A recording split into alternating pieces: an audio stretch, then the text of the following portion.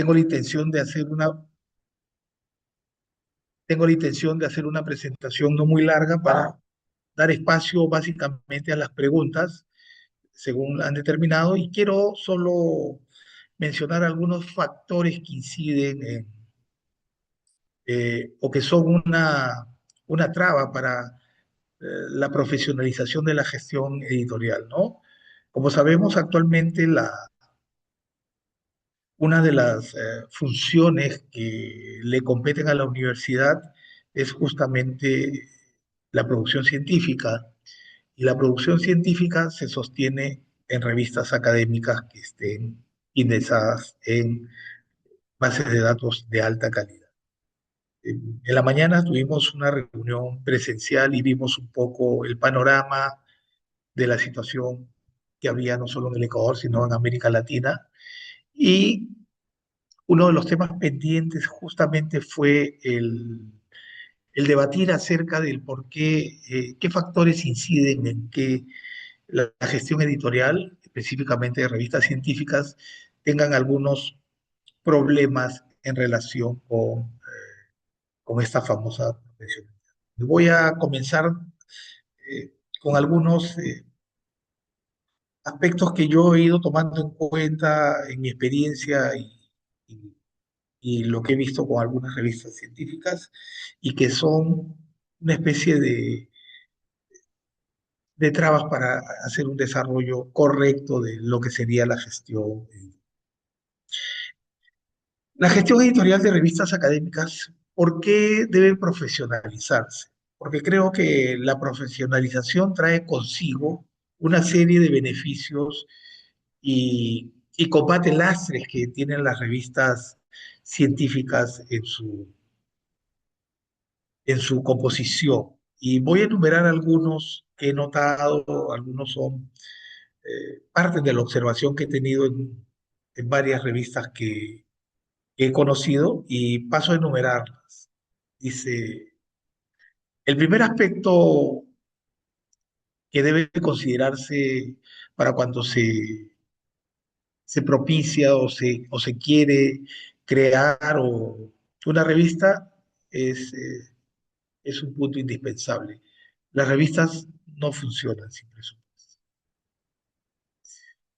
Muchas de las universidades, hablo de las universidades en general porque el 80% de las y algo más de las publicaciones científicas provienen de universidades. Entonces son ellos los que básicamente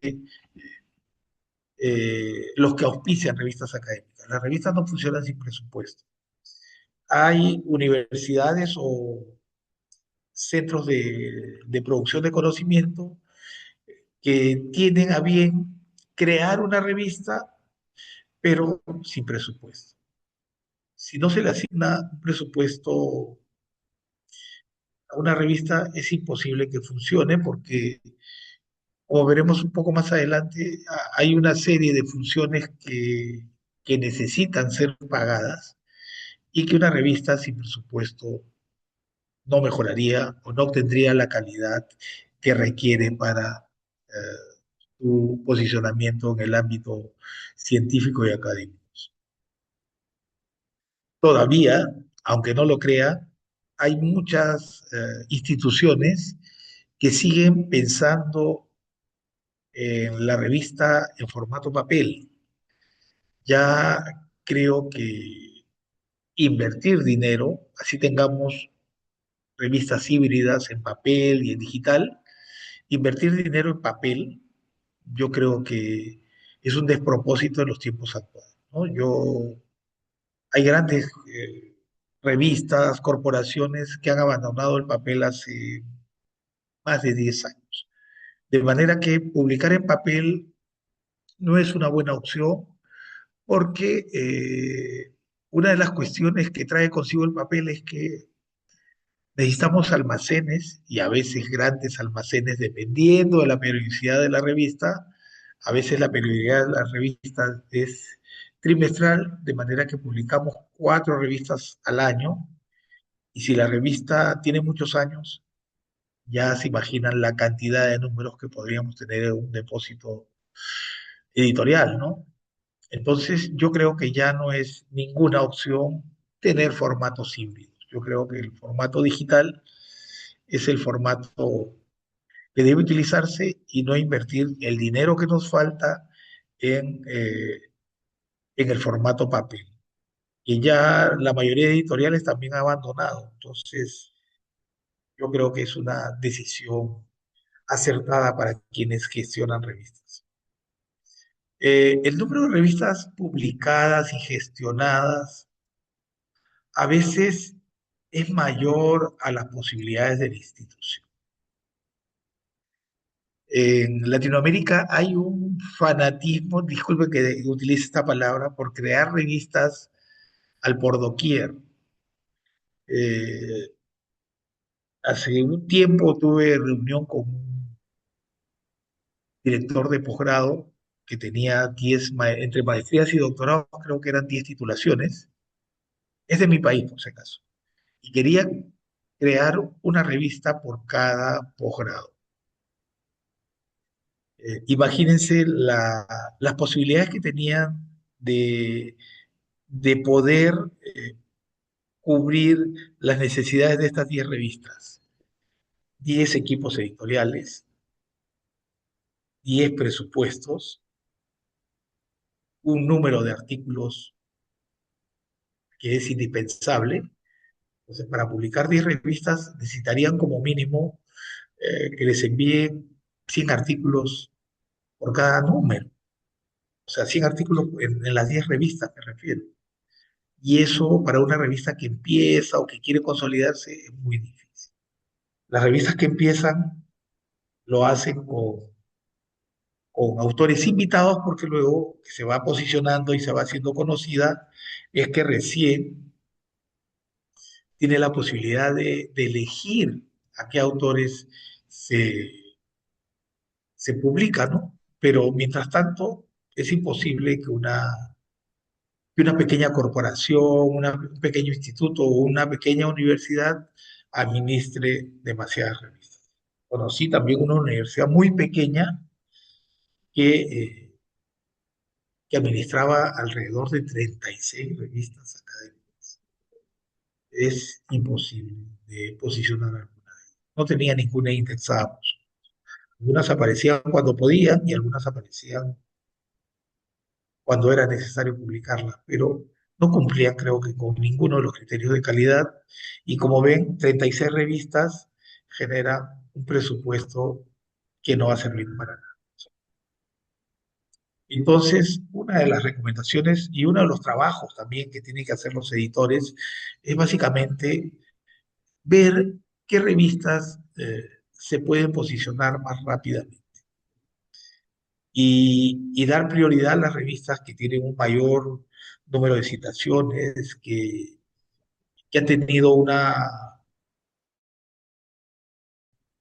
periodicidad mayor, mejor, que no están atrasadas. De manera que eso es parte de la gestión editorial.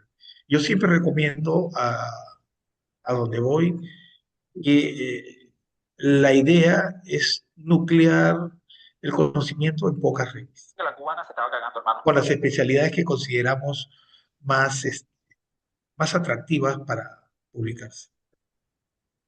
Eh, Hay un problema con la estabilidad y la continuidad de,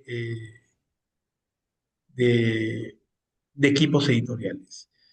Yo creo que uno de los criterios fundamentales que debe tener una revista académica es mantener la estabilidad y la continuidad de los equipos editoriales. No digo que se mantenga por siempre un equipo editorial, porque puede haber cambios, mejoras, pero estos cambios y mejoras deben obedecer a requisitos de la propia revista, no a requisitos externos. De manera que los equipos editoriales siempre deben fortalecerse y cambiar como es natural en cualquier organización y cambiar a las personas que necesitan un reemplazo por una serie de razones, pero ese reemplazo tendría que ser alguien también especializado en el manejo. No se puede comenzar de cero cada cierto tiempo porque eso impide que la revista vaya escalonando o posicionándose en términos de la creación desmesurada de revistas, y esto también obedece, tiene algún tipo de, de vínculo con quienes ejercen la autoridad en las diferentes organizaciones. Cada autoridad eh, trata de crear una revista nueva, lo que implica comenzar de cero, y trata de liquidar las revistas que probablemente ya tengan algún tipo de historia en términos de producción. Entonces, no es recomendable crear al término de 4 o 5 años nuevas revistas porque el posicionamiento toma mucho tiempo y, y es poco probable que una revista nueva vaya escalando y luego la liquiden. Imagínense, en la universidad de donde yo provengo había una revista que estaba indizada ya por lo menos en cielo y estaba apta para ingresar a Scopus, y una nueva autoridad decidió retirarla de la circulación para crear una que obedeciera al espíritu de él mismo, ¿no? Eso es un despropósito realmente, pero esas son las cosas que hay que discutir y coordinar con la autoridad porque se piensa que una revista nueva probablemente funcione mejor que una que ya tenga algunos años en circulación, pero esas ideas desde mi punto de vista son un poco descabelladas. Eh, la sostenibilidad de las revistas es una realidad palpable en América Latina. Eh, es poco probable que revistas en algunas instituciones sobrevivan sin la ayuda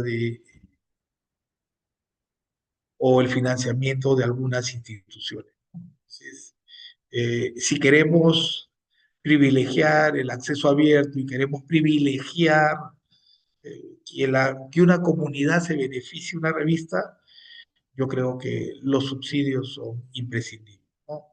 Hay revistas en América Latina de muy buena calidad, de excelente calidad, pero que tienen problemas de sostenibilidad.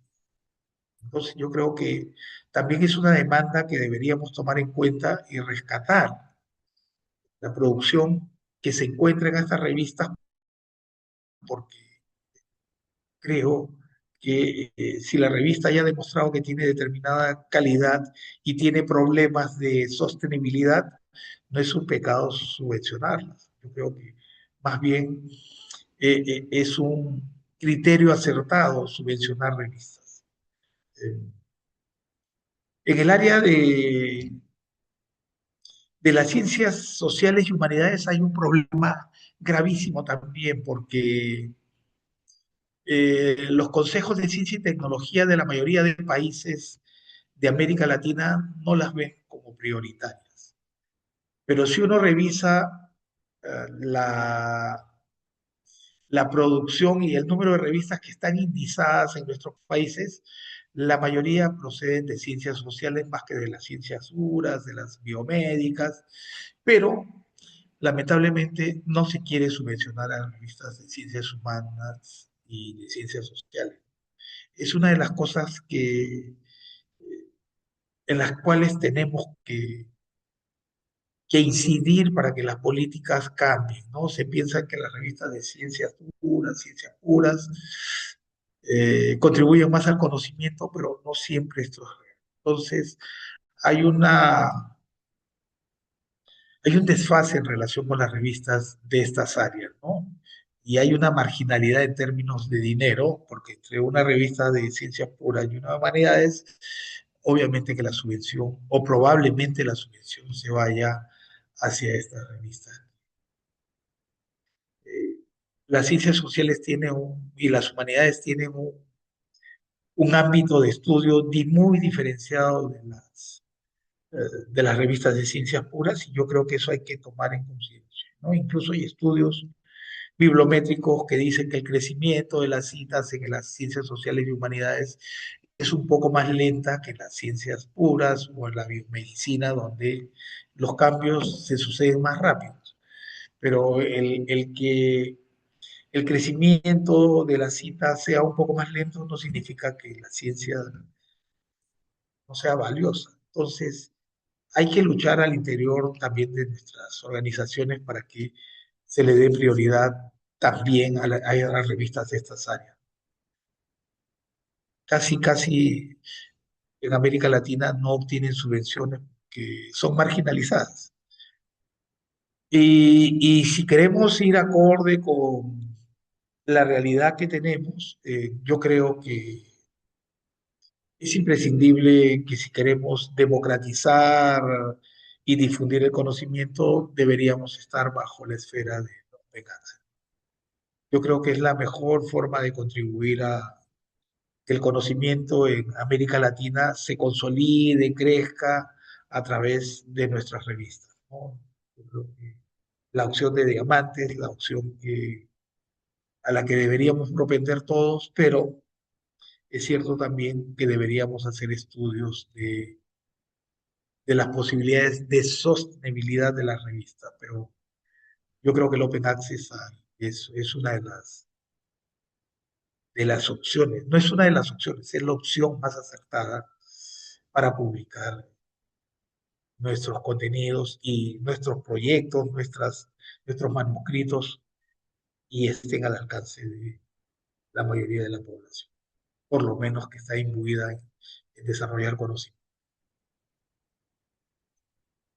La gestión editorial en América Latina muchas veces es improvisada, sí, sí. Y por eso al comienzo hablaba de la permanencia y estabilidad de los equipos editoriales, porque los cambios radicales y continuos no hacen bien a una revista, porque, y también los cabe, ¿no? Porque a veces se va un equipo editorial y no le deja nada al nuevo equipo editorial.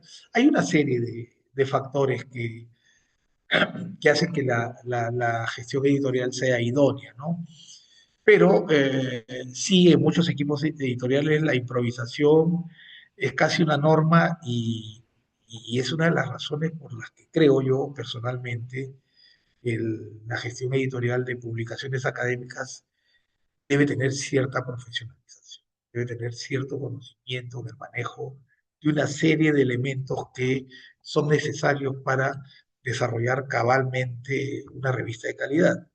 Entonces, las improvisaciones no funcionan muy bien en el posicionamiento de una revista. Otras cosas que pasa eh, básicamente en las universidades es que cuando cambian autoridades, la gestión editorial, además porque en algunos sitios les da horas académicas, quieren algún tipo de subvención, la gestión editorial se delega a algunos cargos de tipo político o cargos de confianza, ¿no? Yo creo que es una práctica que en nuestras organizaciones debería desterrarse porque si hablamos de improvisación ya es un mal, digamos, que se puede combatir, pero si hablamos de cargos de confianza o políticos, probablemente quien llegue ahí desconoce de cabo a rabo cómo funciona la gestión editorial. Entonces, eso va a implicar que quien llega tenga un conocimiento mediano o mínimo, o si le gusta, adquiera más conocimientos que van a terminar cuando cambie una gestión nuevamente, ¿no? Entonces, es una de las cuestiones que debería resolverse. El anteaño pasado, el Ministerio de Educación del Perú, eh, en ámbito de fortalecer a los gestores editoriales de revistas de todo el país, hizo una convocatoria con un dinero de un organismo internacional y bueno, hubo una especie de proceso de admisión, para calificar aquí a los editores si pudieran llevar un curso que además tuvo un muy buen nivel. Y lamentablemente debemos decir que después de 2 años, casi ninguno de estos editores está a cargo de su una inversión grande que hizo el Estado, porque era como un préstamo, un organismo internacional, una inversión de conocimientos, de tiempo, para luego darnos cuenta que los editores que capacitamos a nivel nacional casi, casi no existen. Entonces, es uno de los problemas creo que más graves que tienen las organizaciones con relación a la gestión editorial. Yo creo que la gestión editorial debe ser permanente y continua. Lo dije también en la mañana, pero creo que quiero volver a insistir en esto, que los equipos editoriales deben ser multidisciplinarios.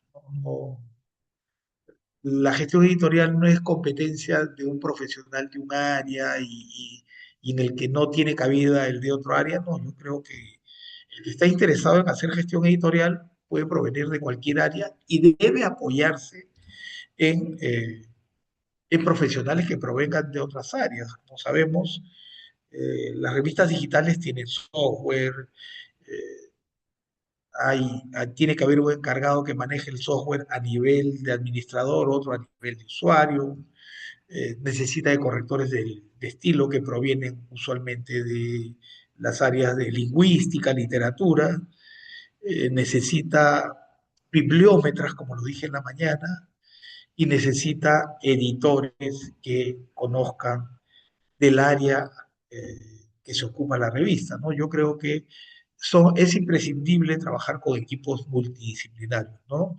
He visto lugares donde dicen, bueno, si la revista es de derecho, todos tenemos que ser abogados. Así tampoco funcionan los equipos editoriales. Tienen que ser multidisciplinarios. Y yo creo que eso enriquece la conducción y el posicionamiento de una revista. Voy a terminar con esta parte para pasar a las preguntas porque creo que los organizadores quieren que ustedes, que son los protagonistas de de esta reunión, hagan preguntas acerca de de las características y dificultades que tiene la gestión editorial. Hay que revisar continuamente los criterios de indización.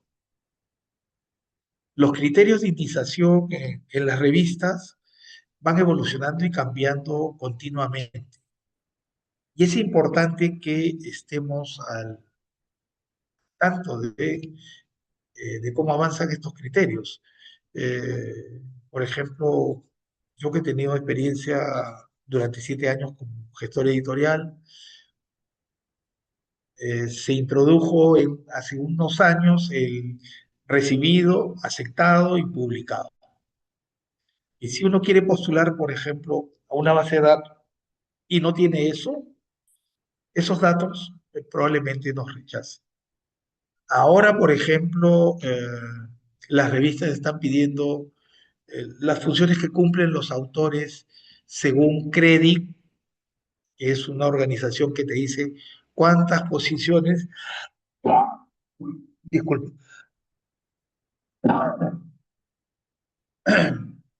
cuántas funciones se cumplen dentro de la autoría de un artículo y que el autor tiene, y los autores tienen que mencionar eh, obligatoriamente para saber y evitar esto del falso autor y tiene que cumplir con una serie, qué roles cumple cada autor. Eso, por ejemplo, también es una de las cuestiones que están pidiendo las revistas recientemente, que es Credit y que establece alrededor de 20 roles para las autorías. De manera que hay que revisar los criterios de indización continuamente, porque si no vamos actualizando estos criterios de indización, en algún momento va a llegar, vamos a estar desfasados de lo que nos piden estos criterios de indización y la actualización de los criterios usualmente es complejo. porque lo publicado ya no se puede arreglar, de manera que los criterios de indización son imprescindibles, revisarlos cada cierto tiempo. Las métricas son indispensables para determinar cómo, cómo evolucionan las revistas, número de citas, cuartiles que ocupan, de dónde provienen las citas, eh, quiénes nos citan, de dónde provienen quienes nos citan, de manera que hay que hacer métricas continuamente también para saber eh, por qué caminos o qué senderos va discurriendo la revista, ¿no? Y ahora también, por ejemplo, tenemos las famosas Almetrics que nos miden el posicionamiento de las revistas en redes sociales, ¿no? Ya hay artículos innumerables que demuestran que esta difusión en redes sociales sí ayuda a la difusión de los artículos, ¿no? Está Reddit, está X, Blue Sky, hay varias redes que pueden considerarse para estas métricas que son necesarias revisar periódicamente. La positización es difícil para la gestión editorial. Sí, es muy difícil porque a veces se llega y luego uno no se mantiene. Por eso es indispensable que los cuerpos editoriales sean variados para saber por dónde se va moviendo la disciplina, el cual está orientada la revista, ¿no? Y uno de los peligros más, más- uno de los peligros que puede causar la, la positización es que no nos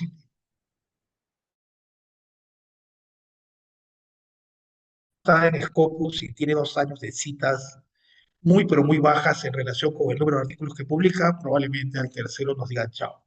Y regresar a Scopus es un proceso que demora años, de manera que hay que hacer un seguimiento y tratar de mantenerse dentro de las bases de datos estas que indizan revistas, ¿no? Porque es difícil llegar, pero también es difícil mantenerse. O sea, no es llegar a indizar una revista, no es una especie de campeonato y te quedas con los premios. No, no, no.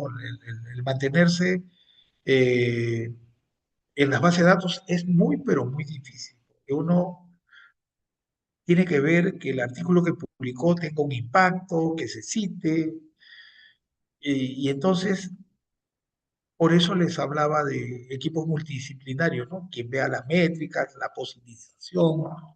Las características y ver y adecuando la revista, las publicaciones a desafíos que vengan de cara al futuro. Y también tiene que haber alguien que vea la visibilidad y el impacto en la propia revista, ¿no? Porque esto no se genera sola, la generan la gestión editorial, ¿no? Y una de las tendencias últimas es la divulgación científica que hace que muchos de los artículos asuman formatos de artículo periodístico para que se pueda difundir de una manera más fácil y más transparente en una población más grande, ¿no? Es importante el impacto que tenga una revista porque eso va a implicar que nos vean más y que tengamos un posicionamiento. Estas son algunas ideas sueltas que he traído para este webinar y bueno, y quedo en manos de Juan Carlos para ver si alguno de ustedes quiere hacer alguna pregunta. Muchas gracias, profesor Alonso, por su intervención. Tenemos tres preguntas. Bueno, Juan Carlos, voy a pasar la pregunta del otro profesor. ¿Cómo puede... espérese un minutico. ¿Qué tan difícil es que una investigación en este lado del mundo sea adscrita a revistas especializadas en APA o puntualmente en JAMA? Por ejemplo, en mi área de estudio, que es la psicología. A ver, Es que los estilos de redacción científica los eligen las revistas. Por eso es imprescindible que quien quiera escribir algún artículo científico vea las directrices que les dan a los autores, porque incluso hay revistas que tienen estilos de redacción propios. Entonces no es que uno se especialice en APA, JAMA, Harvard o Vancouver, sino que es la revista la que nos obliga a asumir un estilo de redacción para poder incluirnos nuestro manuscrito en esa revista. No, no, no. Sé que la mayoría en el campo de las ciencias humanas y sociales pide APA, pero no necesariamente. Por ejemplo, los brasileros tienen su sistema de citación propio. Así que ahí no nos vale para nada ni JAMA, ni APA, ni nada por el estilo. Muchas gracias, profesor. Otra pregunta del profesor Juan Carlos. Comenta que usted es editor de Letras, revista de la literatura, y logró indexarla en Scopus Q1, AHSI en WOS. Cuéntenos un poco de ese proceso de crecimiento de la revista. Bueno, es una de las razones también por las que creo en la profesionalización de los editores, porque cuando yo recibí la revista en 2018, no tenía artículos, no tenía citas, no tenía presupuesto. Entonces, para comenzar a posicionar la revista, no solo tenía que pensar en el contenido, sino pensar en cómo sobrevivía la revista. Además que era una revista histórica de la universidad y del país, porque fue fundada en 1929, pero había tenido altibajos, más bajos que altos, y cuando recibí la revista realmente estaba a un nivel terrible, no cumplía con la periodicidad, estaba atrasada, no tenía artículos, y para mí era como una espada de Damocles que llegaban los 6 meses y era realmente para no dormir porque no habían envíos. Entonces todo eso es algo que el equipo editorial tuvo que resolver inicialmente fui yo solo. Luego, cuando hubo algo de presupuesto, tuve dos editores adjuntos. Una revista requiere una preevaluación de los artículos porque hay artículos que valen mucho y hay artículos que casi no valen nada. Entonces, antes de pasar o hacer trabajar a un árbitro evaluador, es necesario pasar por un tamiz que evite que estos artículos, que se tome tiempo en esos artículos, ¿no? Por ejemplo, ahora ya en los tiempos actuales ya tenemos un número de artículos que va a ser difícil evaluar y entonces ya hemos cerrado las postulaciones, los envíos son demasiado grandes. Entonces ya tenemos un equipo multidisciplinario, o sea, tenemos dos editores que hacen la preevaluación, dos editores adjuntos. Tenemos un corrector de estilo que no solo hace la corrección de estilo gramatical, sino también revisa las citas, revisa las fuentes bibliográficas, porque como sabemos todos, hay autores que inventan o a veces no recuerdan muy bien la cita y ponen alguna cita incorrecta. La forma de citar también son incorrectas. Porque en la mañana también lo dije, la mayoría de artículos que provienen de nuestros países, así uno les exija, siempre vienen con algunas, no terminan de, de- de cumplir con los criterios que exige la revista, pero a veces no se puede rechazar a todos por esa razón. Luego viene un diagramador y ojo que la revista que nosotros tenemos, cada artículo pasa por 4 revisiones. Una del corrector de estilo, los dos editores, yo que hago una corrección de forma y finalmente el propio autor que tiene 3 días para ver qué le falta, qué le sobra y qué sé yo. Entonces tratamos de hacer una edición limpia, transparente y lo más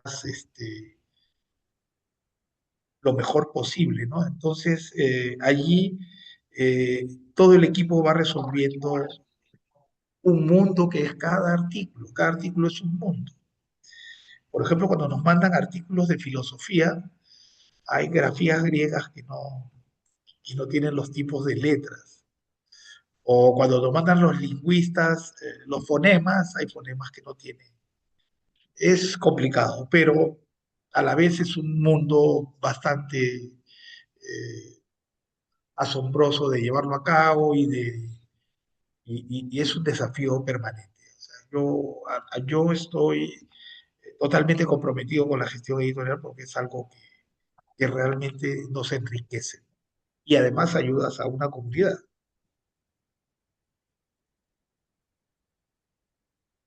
Muchas gracias, profesor. Tenemos la pregunta del profesor Fabián o del asistente Fabián. ¿Cómo puede la profesionalización de la gestión editorial aportar a la democratización del conocimiento y a la reducción de brechas entre revistas de países desarrollados y de América Latina? A ver, no hay que confundir espacios que son diferentes.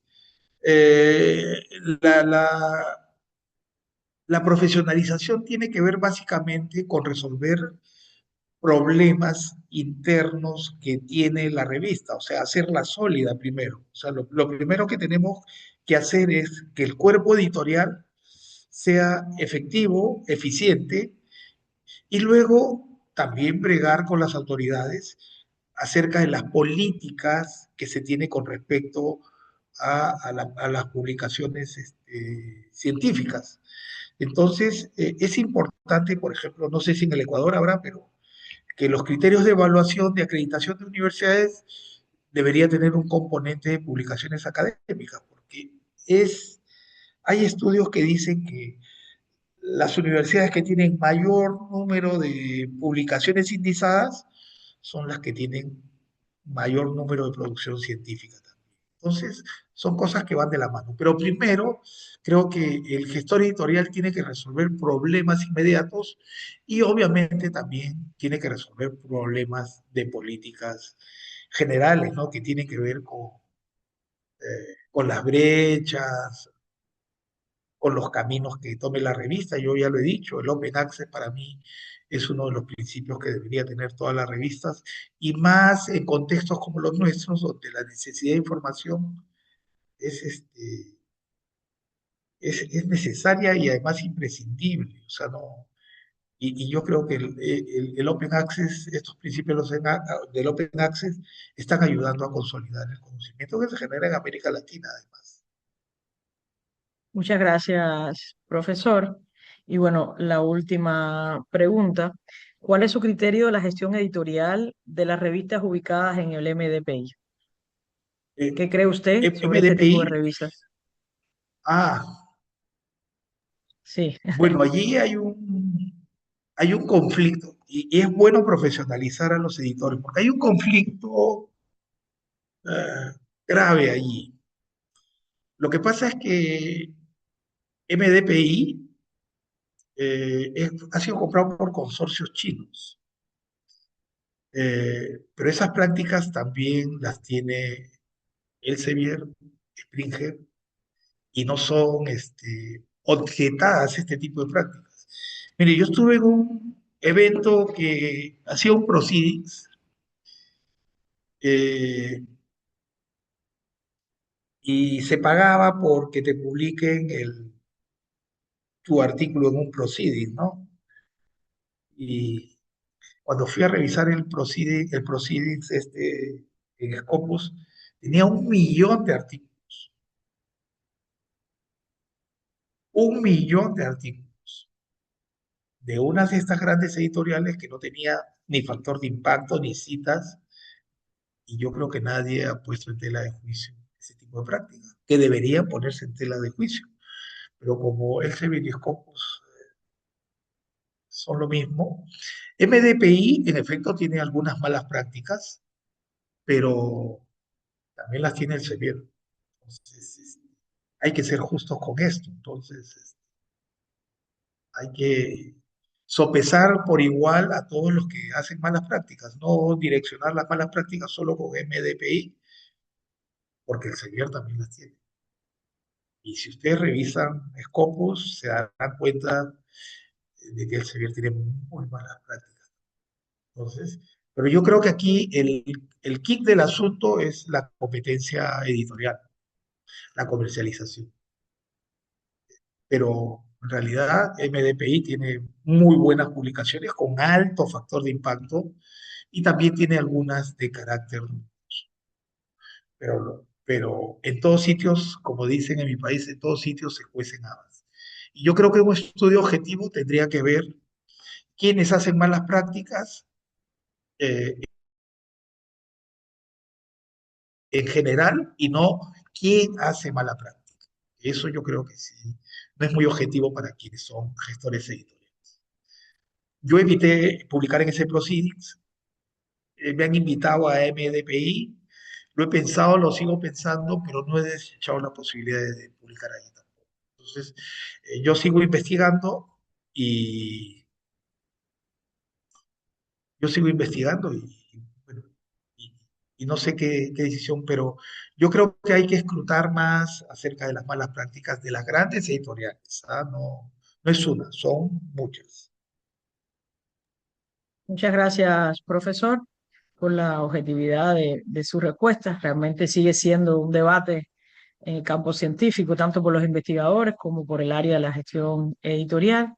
Y bueno, usted ha mencionado las grandes diferencias. Le agradecemos mucho por su intervención y damos paso al profesor Juan Carlos Morales. Profesor, por favor. Gracias, Nancy, por darme el paso. Gracias también a los asistentes a este webinar, que aquí, bueno, nos agrupan temas editoriales. Quienes estamos aquí somos quienes tenemos o hacemos actividades editoriales o nos interesa un poco más profesionalizarnos, que es por donde va el tema de la conferencia de Alonso. Alonso Estrada Cuscano, amigo de la Universidad Técnica de Manabí. Eh, bueno, es una personalidad para quienes no lo conocen, quienes lo conocen ya saben, ¿no? Su trayectoria en temas editoriales, en temas de investigación y temas también de gestión y evaluación de la investigación en el Perú. Hablaba de un tema importante que es la profesionalización del sector editorial. Por ahí coloqué ciertas cositas en el grupo, pero si bien es lo que es cierto es que Ecuador tiene una marginalidad en cuanto a la presencia de revistas en este ecosistema de la ciencia, debido a diferentes factores. Uno de los factores justamente es lo que nos invita aquí, es la falta de profesionalización. No hay una oferta, digamos, académica que forme editores y más bien esas revistas que han tenido crecimiento se debe en gran parte a iniciativas propias de la universidad que le edita o también del cuerpo editor que se va profesionalizando por su cuenta y ejecuta buenas prácticas editoriales, porque el camino está escrito. Es decir, queremos que una revista crezca, implica indizarse, evaluarse y indizarse. Y está trazado el camino entre la TINDEC, entre DOA, Redalic, Cielo regionalmente, apuntar ya a estas bases de corriente principal, Scopus en primer momento y WebOpsite en un segundo momento, sería en este caso el recorrido de toda revista para, digamos, tener ese impacto global y digamos, criterios de calidad e impacto están escritos. Es solamente iniciativas del cuerpo editorial de irlas asumiendo, irlas implementando, ir normalizando su proceso y haciendo un trabajo, digamos, honesto, que es una cuestión bastante compleja y discutida en la actualidad. Entonces, un aspecto es ese, la falta de profesionalización que lo ha marcado muy bien Alonso, y partir de alternativas, son programas de formación. Y el otro motivo también es la falta de política pública. Es decir, si no hay una política pública que un poco norme y que también promueva, evalúe revistas, lógicamente va a haber un poco de desorden en su crecimiento. Y, por ejemplo, el modelo de evaluación del CASE no incluye el tema de revistas propias en las universidades. Entonces, Alonso me explicó de una forma muy clara de que se requiere, un primer punto fue los recursos. Si no hay recursos, no hay cómo funcionar.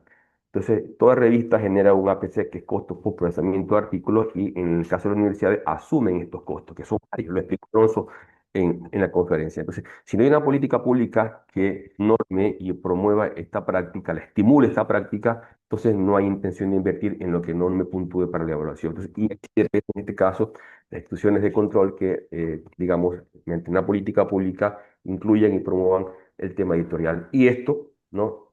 La idea es que, digamos, mejore nuestra presencia, que actualmente, repito, es muy marginal dentro de este ecosistema de la ciencia. Y como una alternativa de profesionalización, la UTM y la UPS, Politécnica Salesiana, se han unido y han creado esta maestría en gestión editorial, que es la que también genera este segundo webinar. Y bueno, voy a pasar brevemente a mostrar ciertos, digamos, detalles de la maestría para quienes estén interesados en cursarla, si están aquí, también quedo abierto a alguna pregunta. Bueno, esta maestría es titulación conjunta entre la UTM y la UPS, que es nomenclatura de maestría en gestión editorial.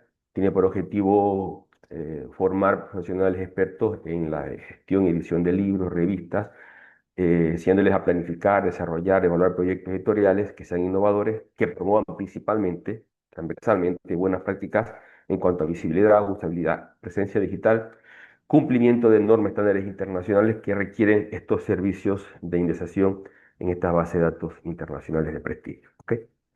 Tiene una duración de 12 meses, titulación conjunta en red entre la UTM y la Universidad Politécnica Salesiana. Eh, el compañero Ángel Torres Tucumí tuvo un evento que se nos cruzó en este rato, por eso tuvo que salir anticipadamente. Igual les traslado el saludo del doctor Ángel Torres y de la posgrados de la UPS. Es una maestría en línea, esto nos abre, rompe barreras espaciotemporales y también nos permite incluir profesionales que quieran, digamos, profesionalizarse aún más, porque es decir, los editores ya tienen una formación, se puede hacer una segunda maestría para, digamos, afinarse en temas editoriales. El costo del programa es de $2.500, incluye colegiatura, titulación, matrícula y todos los costos están sumados en ese valor. Si bien la sede aparece como Puerto Viejo, la maestría es en línea. El perfil de ingreso, como es una maestría que toca muchas disciplinas, porque como le explicaba también Alonso hace un momento, no es que en una revista de Derecho le editan abogados o que en una revista de enfermería le editan enfermeras, ¿no? Sino que eh, eh, se confluyen varias disciplinas, ¿no? Por ejemplo, en muchos casos, los editores de revistas no son formados en temas de gestión editorial o en